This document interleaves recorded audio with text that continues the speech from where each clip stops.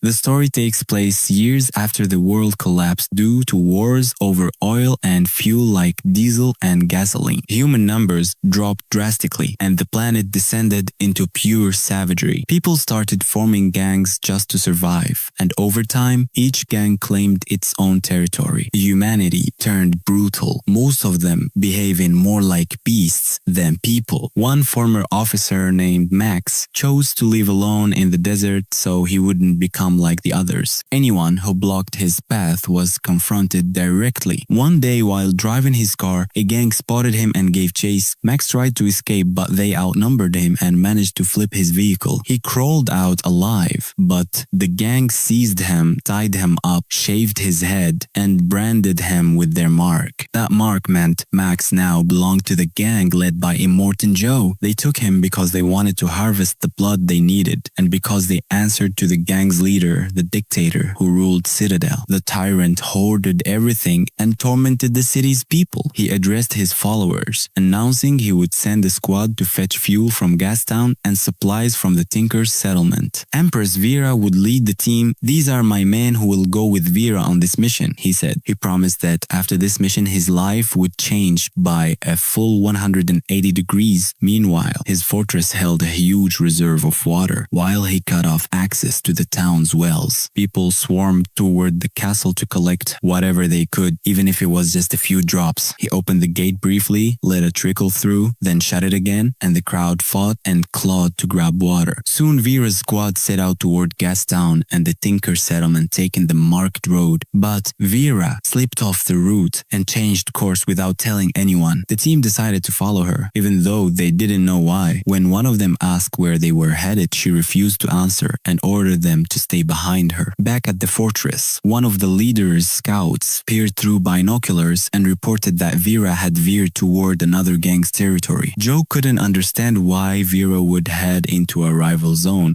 It didn't make sense, and he suspected something was off. He rushed to find his women, but none of them were at the fortress. Vera had taken them with her. He ordered his men to go and fetch his women back to bring them home. Among his men was Max, who Joe used as a blood carrier. Max wasn't in good health, but still volunteered for the mission because he was one of the most loyal of Joe's men. The convoy moved toward Vera's lead. Max was bound at the front of a truck with a tube siphoning his blood. Joe himself rode with them, leading the gang. Joe's crew fired colored flares into the sky as a signal, calling Gastown and the Tinker settlement for backup. Vera saw the smoke and the flares and checked everything seemed in order, but she still refused to explain. On the far side of the desert, a gang called Bazaar spotted Vera's group and decided to intercept them. One of Vera's squad asked how they would handle Bazaar. She told them to speed up and outrun them and to keep their weapons ready. But one of Vera's vehicles fell into a trap. Bazaar had set an ambush for their convoy. Bazaar's fighters tried to separate Vera's truck from its guards, and they pummeled the vehicle until it blew out. Vera jumped into action, helping men into another truck, and she fought back until they beat off the attackers. But Joe's squad was closing fast, and Bazaar's vehicles were closing in on them. A pitched battle broke out between both gangs, yet Joe's crew managed to hold Bazaar off. Max reached Vera's truck, but they found themselves hit by a massive sandstorm. In the confusion, one of Joe's men accused Vera of betraying Joe. They seized and beat him, throwing him from the truck. Max pulled himself closer, intending to shield Vera, but Vera rammed his body with the truck.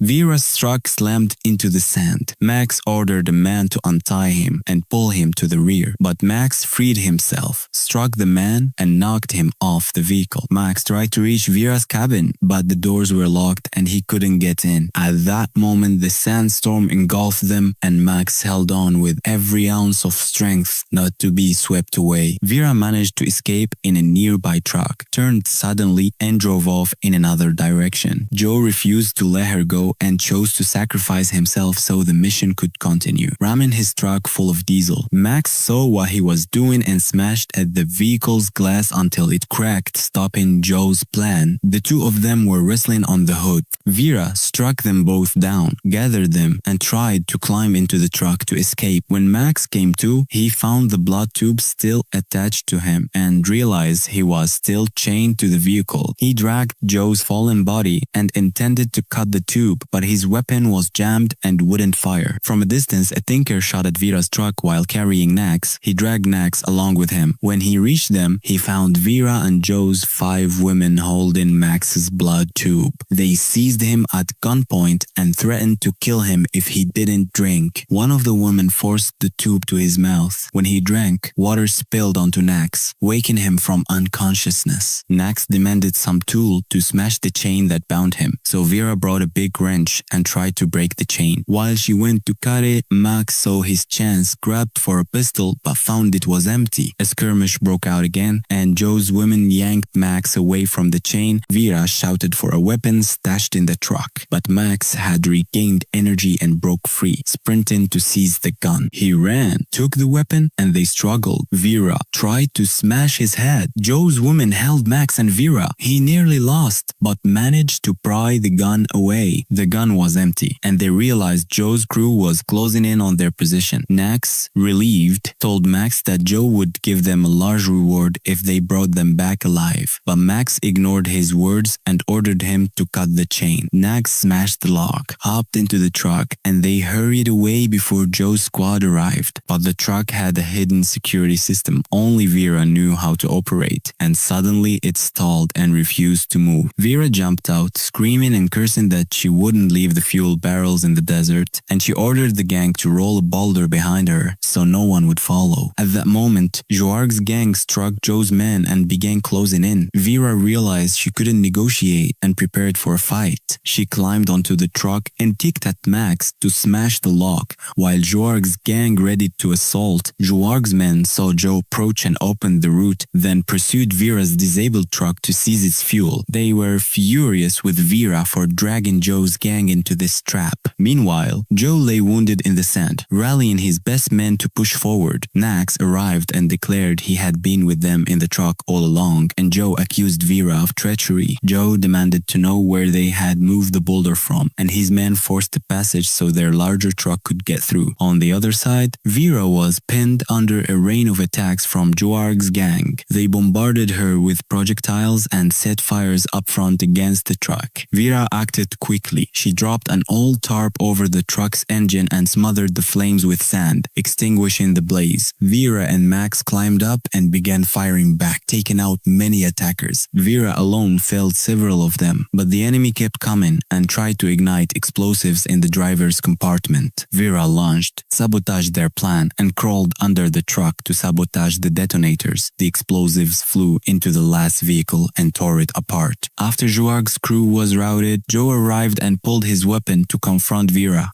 Joe's women slammed the truck doors shut and defended Vera, creating cover. Vera used the moment to talk to one of Joe's men, and Joe handed his gun to Nax to take control of the truck and secure Vera. Nax followed orders, jumped in, and tried to steady the truck, but he lost balance and fell. Joe's hope faded, and he decided to move forward. He leapt from a high rock toward the truck, and one of Joe's men, Rex, stabbed at Max's harness with a spear, wrenching it hard. Max screamed in pain as his harness tore, and one of Joe's women cut the chain that bound him, freeing him. The harness flew off the truck, and Vera scrambled to improvise something to control the vehicle. She grabbed the rusted component, welded it into place, and jammed the rock under the axle to stabilize the truck. One of Joe's women tried to climb in but slipped, hanging by the door as the truck tilted and then rolled. Joe nearly passed over her, and his truck flipped because of her fall. Joe's women pleaded that she was still alive and ordered Max to go back for her, but Max refused, insisting she was dead. Vera argued they must press on to reach the Green Valley. Joe, carrying the body, screamed in fury. A few of his men on motorcycles rode up and were ordered to pursue them immediately. Vera's truck belched smoke from its overheated engine, forcing them to stop and let Vera inspect the vehicle. By chance, they spotted Joe's men closing in, and Vera aimed her gun and ran them off so they could continue on their way. One of Joe's women crept to the rear of the truck to check the situation, finding bodies and signs of struggle. She asked what had happened. One of Joe's men swore Joe would never forgive such betrayal. He felt utterly betrayed. The man who drained blood was driving the truck carrying Joe's women. She tried to calm him, sat by him, and painted a picture to soothe the others that they were still together. The driver got the truck moving again, and they reached a muddy area where the truck refused to climb out. Max and his companions decided to turn this problem to their advantage. They planted explosives on the road to ambush Joe's gang.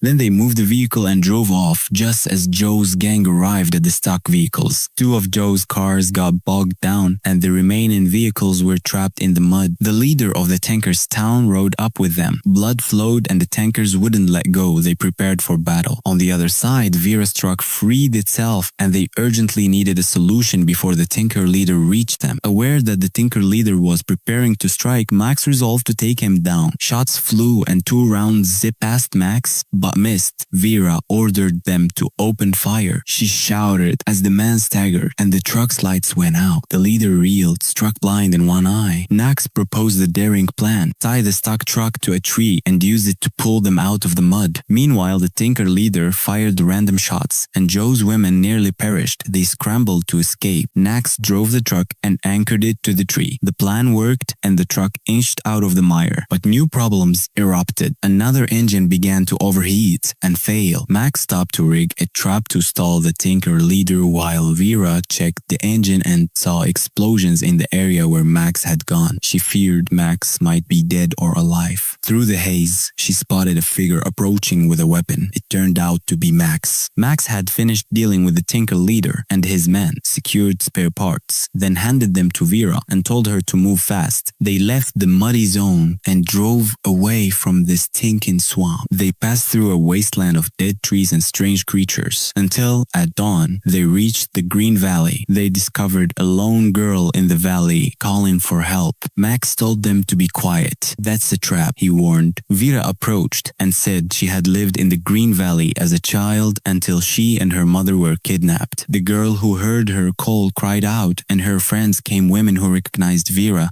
and knew her story. She told them how she and her mother had been snatched and that she wanted to stay and live in the Green Valley again. But they warned her it wasn't the same. The valley had turned into the swamp. They just escaped. Life there had become impossible. Vera was shocked by this revelation and didn't know where to go next. She sat cold and thought hard all day about a solution. She decided they should head east to find fertile soil to cultivate and restore the place. But they would leave the truck behind and travel by plane. Max refused to come along. He insisted on walking his own path and parted from them. At dawn the following day, they gathered all the women and headed east, while Max continued alone, fading from sight. Soon a strong idea struck him. He resolved to return to Citadel by the road they had come, lure Joe's swamp gang into battle, and then take back the city. The plan was dangerous, but everyone agreed, and they all returned to the truck. They spotted Joe and his men recovering after the swamp ordeal, standing and catching their breath. Joe headed toward Vera's truck and his men closed in. One of Joe's cars outpaced everyone and reached Max first. Somebody in Joe's car fired a shot. One of Max's men tried a risky maneuver in his vehicle to speed past the truck. Max suspected they were setting a trap for the truck. The move endangered Vera's rig. In the chaos, one of the women fell from her vehicle and the first truck began to fail. The second one was on the verge of collapse. Vera eased off the throttle while Max ran to Max and asked him to repair the truck's engine. Max planned to siphon fuel. At the same time, Joe's soldiers closed in and thrust many spears at the rear of the truck, forcing it to slow. Max sacrificed himself, darting forward to cut out the spears blocking them. The attackers reached the women and beat them savagely as Max worked to clear the obstructions. Freed from the last spear, Max returned, but a soldier leapt up and tied a rope around Vera's neck, dragging her down. One of the women struck him and freed Vera, but Max didn't see the man behind them approaching. Vera tossed down a smoke grenade. Anyone approaching their position would be slowed, and Max remained alive fighting Joe's soldiers. A volley hit him, knocking him unconscious as an arrow struck his hand. The norm for Joe's gang was cruel. One soldier kidnapped one of the women and none of the others could stop him. Max regained consciousness and charged through them, fighting from one side to the other. A man with a chainsaw lunged at him. Had Vera not intervened at the last second, Max would have been killed. A soldier ran into to the truck, slashing at Vera, who bore the wound but held on. Clutching Max with her prosthetic arm, the two of them smashed the attacker, and Max managed to drive the lead vehicle away to help others. Max rose up from his truck with his brothers, and one of Joe's men struck the leader of Gastown, stealing their car and racing past Max. That thug aimed to finish Max, but Max turned and shot the Gastown leader, taking his place. The women told Max that Vera had been critically wounded. Max leapt from the truck and raced toward her before Joe's truck reached Vera. A soldier tried to grab him, but Max evaded and ran to the rival vehicle. By then, Joe was trying to flip Vera's truck with his man. Vera handed Max a syringe and ordered him to go confront Joe. Rex rose, ready to kill her, but Max arrived then and struck Rex with a bottle. Blood flowed as Rex clutched at Max, trying to crush him while Vera grappled with a soldier atop a car. Max seized the crowbar and hammered Rex, while Max drove the truck into Vera's vehicle, smashing them together and sending the soldier tumbling off. Vera edged closer to Joe and managed to enter through a hatch, lashing her prosthetic arm to his mask and snaring the chain to his rig. Max's face was now critical to her plan. Joe and his men climbed out of their truck to pursue Vera and Max, but in that instant, Rex regained consciousness, ignited the engine, and attempted to ram them. Max sacrificed himself, flipping the truck to block Rex and protect them, giving Vera and Max a chance to survive. They subdued Rex and closed the escape route, and the mission succeeded, though not everyone survived. Vera lay gravely wounded, bleeding out, and Max resolved to give her his blood to keep her alive. They continued toward Citadel, and as they neared Joe's stronghold, celebrations broke out. At last, they had escaped his tyranny. They opened the shackles and used the spoils as they wished. Vera became the new ruler of the realm. Max walked through the city among the people and then left the town to continue his journey alone. That's the end of our film part 1. If you want a second part, tell us in the comments, and don't forget to like and leave a nice comment. See you in the next video.